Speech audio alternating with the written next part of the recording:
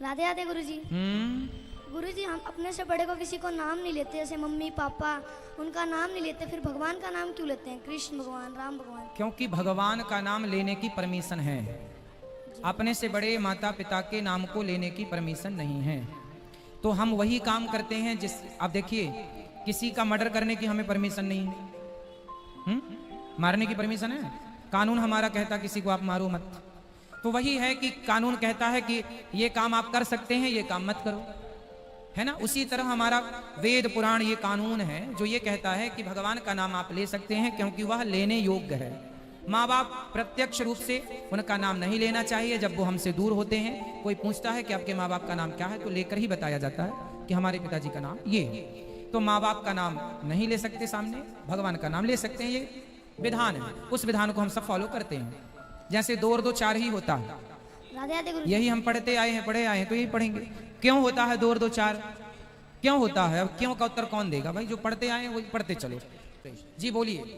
चरण स्पर्श गुरुजी। खुश रहिए। गुरुजी, मैं बचपन से शिव जी का पूजा करी हूँ, तो कंफ्यूजन है गुरुजी कि राधे और कृष्ण जी को मतलब कैसे माने, साथ में पूजा करें या इष्ट देव तो शिव जी को ही मानते हैं। शंकर जी की पूजा करने का फल ही है कि भगवान कृष्ण के चरणों में प्रेम हो जाना। बिना शिव की पूजा के कोई भगवान कृष्ण का या राम का भक्त नहीं हो सकता। हम सब ने किसी न किसी जन्म में शिव जी की पूजा की होगी, इसलिए शिव जी की कृपा से हम सबको भगवान कृष्ण का धाम प्राप्त हुआ है। ये शिव जी की कृपा है, अलग नहीं है कोई। शिव जी भी भगवान कृष्ण के भक्त हैं। जब भगवान कृष्ण रास रचा रहे थे तो शंकर जी भी गोपी बन करके आए थे। आप वहां आ गए जहां शंकर जी भी चलते हैं। जी, आपसे मिलकर बहुत खुशी हुई, मैं बहुत खुश हूँ, और मेरे बच्चे भी। ये मेरी लड़की है। राधे राधे। खुश रहिए। राधे राधे। राधे राधे बेटा। भगवान का नाम लेते आए हैं, लेते चलो। उनके नाम को, नाम भगवान के नाम को लेकर ही हमारी बुद्धि, हमारा मन, हमारी आत्मा शुद्ध होती है। भगवत धाम तक आत्मा भगवान की प्राप्ति उस नाम से ही होती है, इसलिए नाम लेना चाहिए। राधे राधे गुरुजी। खुश रहिए। आशुतोष जी, राधे राधे गुरुजी। मैं एक दिन स्कूटी से जा रहा था तो अचानक स्कूटी फिसल गई, मैं गिर गया, तो यह मेरी गलती है या मेरी किस्मत? भाई देखो, गलती आपकी है कि आप ठीक से नहीं चला रहे थे। सावधानी से चलाना चाहिए, धीरे धीरे चलाना चाहिए। बरसात का मौसम है, फिसलन है, थोड़ा सावधानी। हर चीज हम भाग्य को नहीं दोषी बना सकते। बाकी जितना आपको दर्द मिलना है, कष्ट मिलना है, वो दर्द कष्ट किसी ना किसी बहाने से मिलेगा। ये भी सही है कि जो मिलना है वो भी मिलके रहेगा।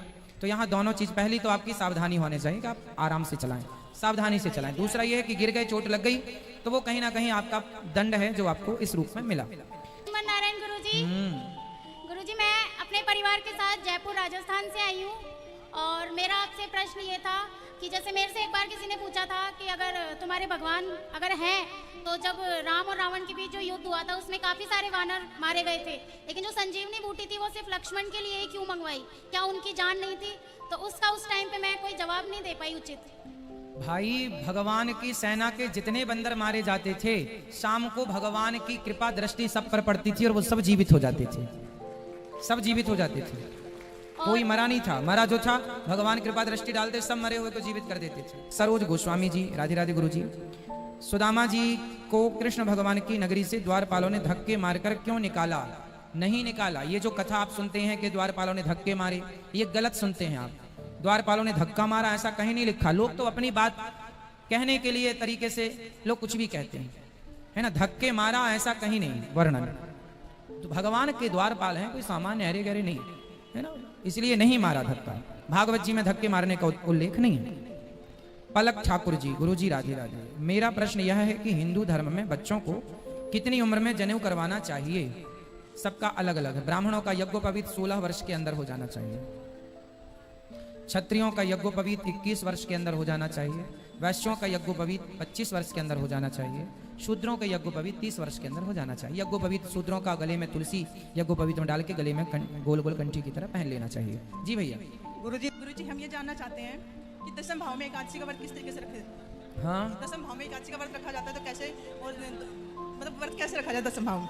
भाई 10वीं के दिन कुछ लोग एक टाइम खाते हैं, रात्रि को नहीं खाते, और एकादशी के दिन व्रत रखते हैं, फिर द्वादशी को भोज ब्राह्मणों को, कन्याओं को भोजन करा के ही भोजन करते हैं कुछ लोग। बाकी सिंपल तो ये है कि एकादशी के दिन सवेरे जल्दी जागो, भगवान का चरणामृत पी करके व्रत को स्टार्ट करो, और द्वादशी के दिन भगवान को स्नान करा के उस चरणामृत को पी करके व्रत को पूरा कर लो। और गुरुजी सामान्य ये विधि है। एक बात और पूछनी थी, जैसे हमने निर्जला व्रत रखा, निर्जला एकादशी का, तो हम वो व्रत किस टाइम शुरू कर सकते हैं? सुबह? कभी भी सुबह तो सूर्योदय होते ही व्रत स्टार्ट हो जाता तो है। लास्ट हम पानी किस टाइम पी सकते हैं? सुबह? पानी तो कभी भी पियो, पानी का कोई नहीं, निर्जला रखना है। निर्जला तो फिर निर्जला में पानी क्यों पीना फिर? जैसे सुबह व्रत रखने से पहले हम किस टाइम पी सकते हैं? पीना हो तो सूर्योदय के पहले पी लो। अब जैसे मैंने व्रत रखा था, मैंने 2 साल से रखा है व्रत, तो मैंने 24 घंटे पानी नहीं पिया। पर ऐसा नहीं है, पानी पी लो। देखो जितना सद है उतना करो, शरीर को इतना कष्ट ना दो कि वो बीमार पड़ जाए। इसलिए आपको निर्जला का मतलब है कि आप ना पिए पानी, पर किसी को नहीं सदता, गर्मी का मौसम है, बीमार पड़ने से अच्छा है कि आप पानी पी सकते हैं, कोई दिक्कत नहीं। श्रीमन नारायण। फल खा सकते हैं, कोई दिक्कत नहीं।